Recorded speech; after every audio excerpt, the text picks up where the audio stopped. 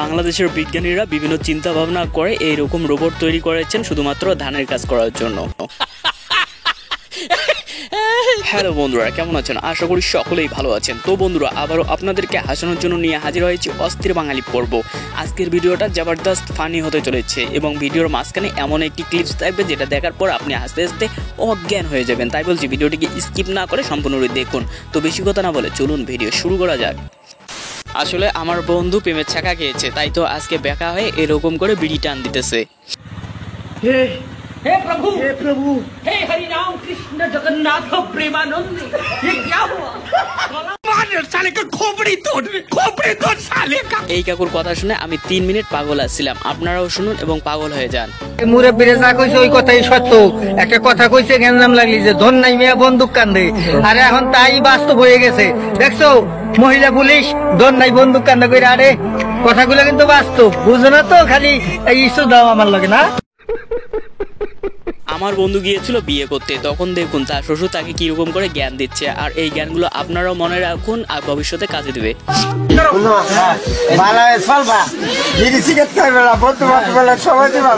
আমি কি বাড়িয়ে বলেছি? ঠিক বলেছো।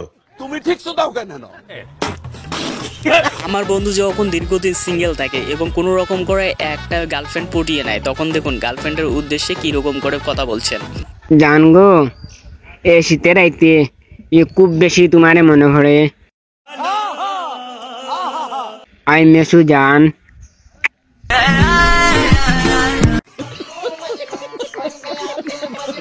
দীর্ঘদিন সিঙ্গেল থাকার পর যখন বন্ধু বিয়ে করে বউকে বাড়িতে নিয়ে আসে, তখন দেখুন বন্ধু বাসর রাতে কি রকম পরিস্থিতি।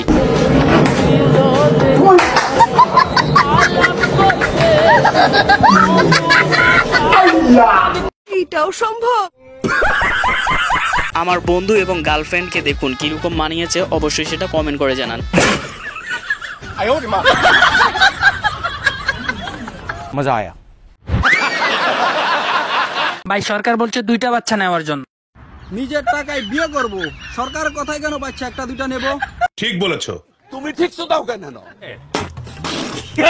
রিজিকের মালিক আল্লাহ, যদি বউ রাজি থাকে পুরা খানদানের রেকর্ড ভাঙি দেখাই দিব। আসলেই তো বন্ধু কিন্তু ঠিক কথাই বলেছে। শীতের দিনে কি অত কিছু আর সরকারের কথা মনে থাকে? আচ্ছা। দীর্ঘদিন সিঙ্গেল থাকার পরেও যখন বন্ধুদের বিয়ে হয় না, তখন ঠিক এইরকম করেই সমাবেশ করে। শীতকালের সম্বল ছেলেরা কি শুধুমাত্র বউয়ের জন্য আন্দোলন করবে, কিন্তু মেয়েরা কি করবে না? তা কি কখনো হয়?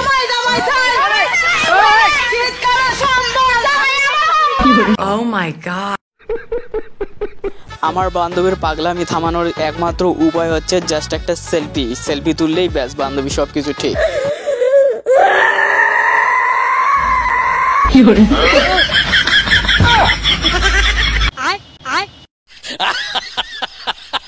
আমার বন্ধু তার ছেলেকে একটু দুষ্টামি করতে গিয়েছিল, কিন্তু বন্ধু ছেলের হাতের মার খেয়ে তোমার কেমন লাগলো?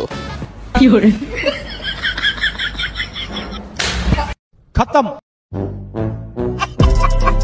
বান্ধবী যখন দীর্ঘদিন মেকআপ করে, তখন দেখুন মেকআপ গুলো কিরকম করে তার বর তুলে দিচ্ছে।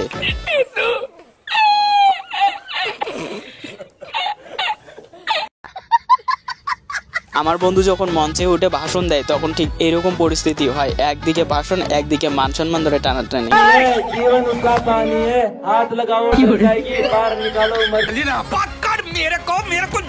বন্ধু যখন তার গার্লফ্রেন্ডের সঙ্গে কথা বলতে বলতে একটু জল পান করার চেষ্টা করে, তখন এইরকম পরিস্থিতি হয়।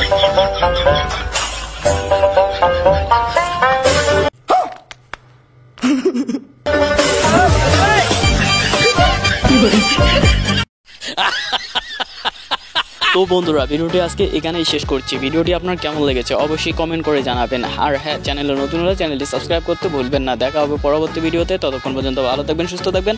আল্লাহ হাফেজ। हे प्रभु, हे हरि राम कृष्ण जगन्नाथ प्रेमानंद।